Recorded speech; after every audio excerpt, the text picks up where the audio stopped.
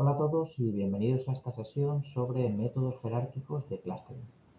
Hoy vamos a desentrañar cómo podemos organizar datos en grupos de manera jerárquica, como si estuviéramos construyendo un árbol genealógico de datos.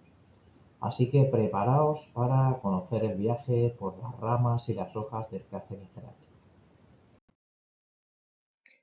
Comenzamos a conocer un poco más los métodos jerárquicos. Estos son una técnica clásica en el mundo del clustering que se ha utilizado desde hace mucho tiempo y la idea principal es crear una jerarquía de clústeres que puede representarse con un dendrograma. Este gráfico tiene forma de árbol y nos muestra cómo se agrupan nuestros datos, cómo están relacionados los datos por cada nivel que vamos haciendo. Existen dos enfoques principales. Por una parte, los modelos jerárquicos con métodos aglomerativos y por otra parte, los divisivos. Bueno, como su propio nombre indica, con los aglomerativos vamos a comenzar con cada observación como un clúster único y vamos a ir fusionando, aglomerando clústeres hasta que todos los datos estén en un único grupo. Con los métodos divisivos será el proceso al revés, justo. Vamos a empezar con todos los datos en un solo clúster y los dividimos sucesivamente en clústeres más pequeños. Bueno, pues vamos a profundizar un poco en los métodos aglomerativos. Sería como construir una pirámide desde la base hasta la cúspide. Los pasos que vamos a tener que dar son los siguientes. Vamos a comenzar con cada dato en un clúster diferente, es decir, vamos a tener tantos grupos como datos tenemos, y luego de forma iterativa, en cada iteración vamos a calcular la matriz de similitud y vamos a unir clústeres que sean cercanos, según una medida de similitud. Ahora comentaremos algunas de ellas, unas medidas de similitud o de distancia. Vamos repitiendo este paso hasta que al final, cuando terminemos de hacer todas las uniones, nos quedaremos con un único clúster. Ese será el final. El último dato que se agregue a un clúster nos da información sobre un valor extraño que puede ser un valor atípico. El último dato que mantengamos sin unirse. Entonces, bueno, pues esto puede proporcionar esa información adicional sobre valores atípicos, outliers. Las medidas de distancia que os indicaba, que utilizamos ahí, bueno, pues tenemos las más comunes serían, por ejemplo, la simple sería la que hay, la distancia entre dos clústeres la medimos con la distancia entre cualquier par de puntos, uno de cada clúster. Si calculamos la distancia entre dos clústeres con la máxima distancia entre cualquier par de puntos, también con la máxima distancia tendremos la distancia completa. Si lo hacemos con la distancia promedio, sería calcular la media de todas las distancias entre puntos de ambos clústeres. Y la distancia centroide considera la distancia entre los dos centroides de los clústeres. Los centroides son los puntos centrales de cada clúster. Son los que vamos a utilizar como representativos de centroides de cada clúster. Cada método de estos tiene sus ventajas y sus inconvenientes. Por ejemplo, el single linkage, la simple, pues puede crear cadenas más alargadas, más delgadas a la hora de hacer esas uniones, mientras que el complete linkage tiende a crear clústeres que son más compactos. Bueno, pues una vez que hemos construido esas uniones entre los clústeres, podemos representarlo en un dendrograma, como veis en la imagen. Con este dendrograma lo que vamos a representar es la jerarquía que hemos ido construyendo para los diferentes clústeres. Aquí una pregunta también muy interesante es ¿cuántos clústeres deberíamos tener? Bueno, pues es donde el dendrograma se convierte en una herramienta también fundamental. Ahí vamos a poder ver cómo se fusionan o dividen los clústeres, dependiendo de si hemos elegido aglomerativo o divisivo. Para decidir cuántos clústeres usar, podemos cortar el dendrograma a una altura específica donde las diferencias entre grupos ya sean significativas.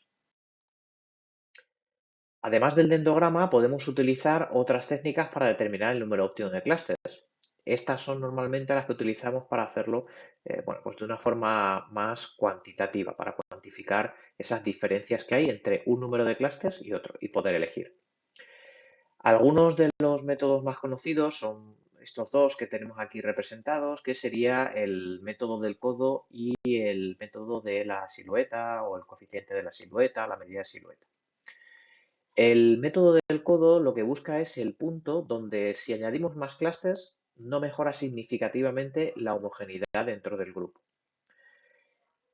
Si añadimos más clúster, no vamos a tener más diversidad entre grupos diferentes también.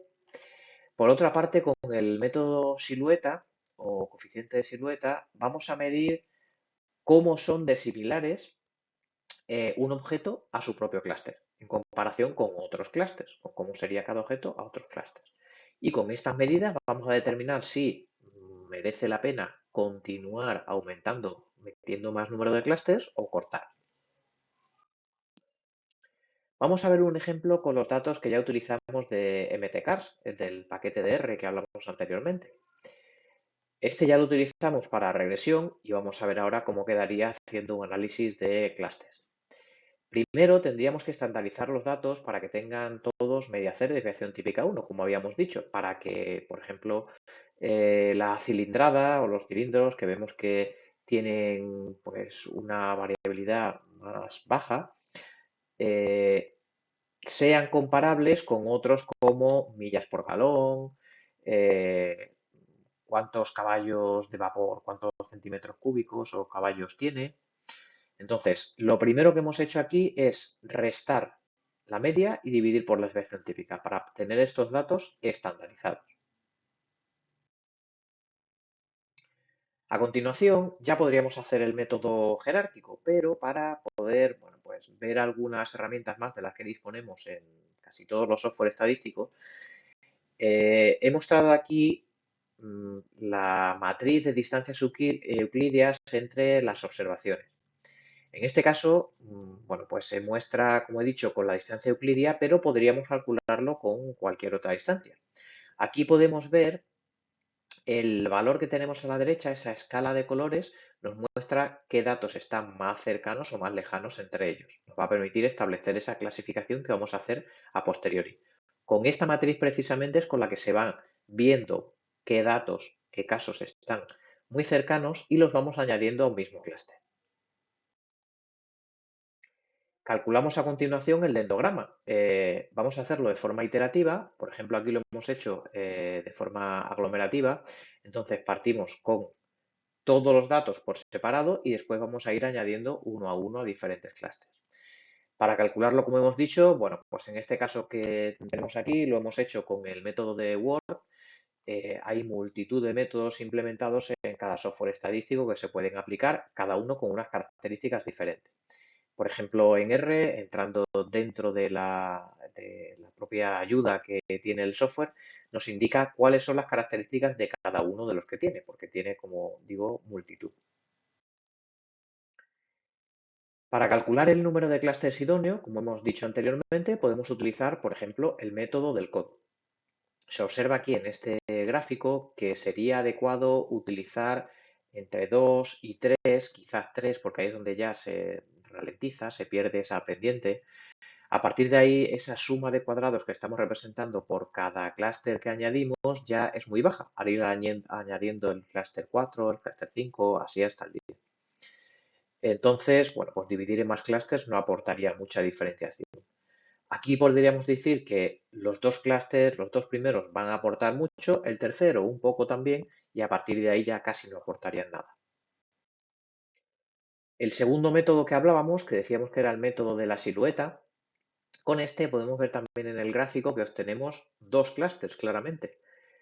A partir de aquí, del saber que con un método nos salen claramente dos clústeres y con otro salen tres, podríamos ya analizar los datos y en base a las características que tuviéramos, decidir si nos quedábamos con dos o con tres.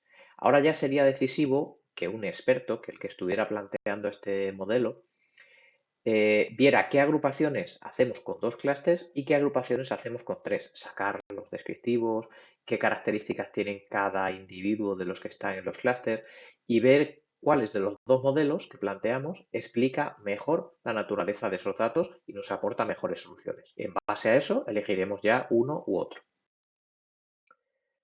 A continuación hablamos también de los métodos divisivos. Tenemos en el gráfico, como veis, la representación.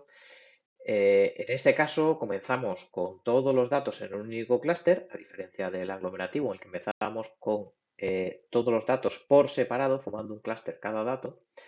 Aquí comenzamos con todos en un único clúster. Vamos a hacer de forma iterativa, pues dividir. Vamos a dividir de forma iterativa los clústeres hasta llegar al nivel deseado de granularidad que queremos tener. Si queremos hacer el dendrograma, pues podemos llegar hasta que estén todos los individuos separados de forma individual. Y después vamos a decidir dónde cortar esa división.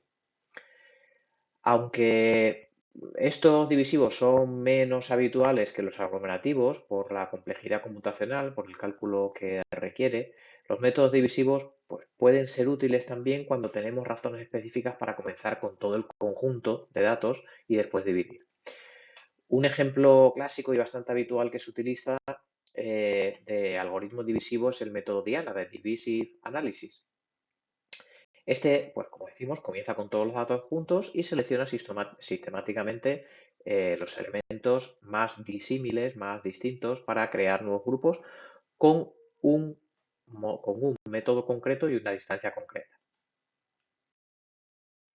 Algunas ventajas e inconvenientes que tenemos con los modelos jerárquicos pueden ser que, por ejemplo, una ventaja es que no partimos de un número de clústeres fijos.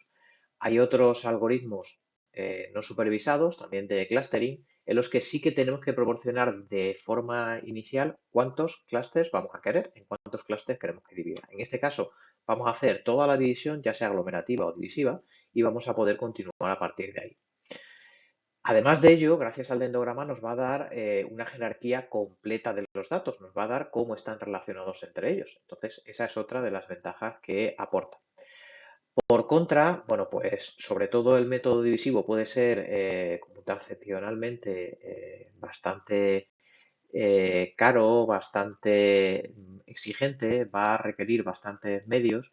El aglomerativo un poco menos, pero también requiere, como vamos a hacerlo de forma iterativa, vamos a acumular todos, vamos a hacer todos los pasos hasta tener todos separados o todos unidos, ya sea aglomerativo o divisivo, bueno, pues va a requerir una carga computacional bastante alta.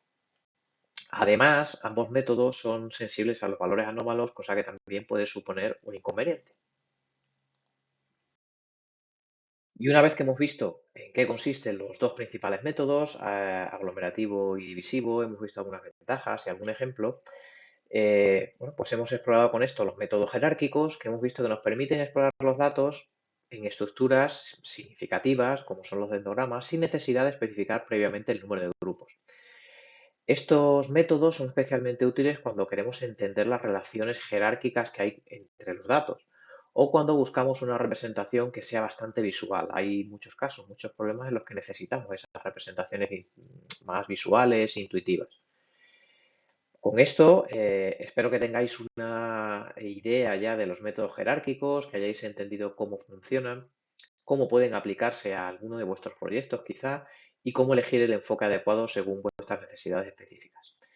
Gracias por vuestra atención y nos vemos en el próximo vídeo con otro modelo nuevo que será el modelo de Cummings.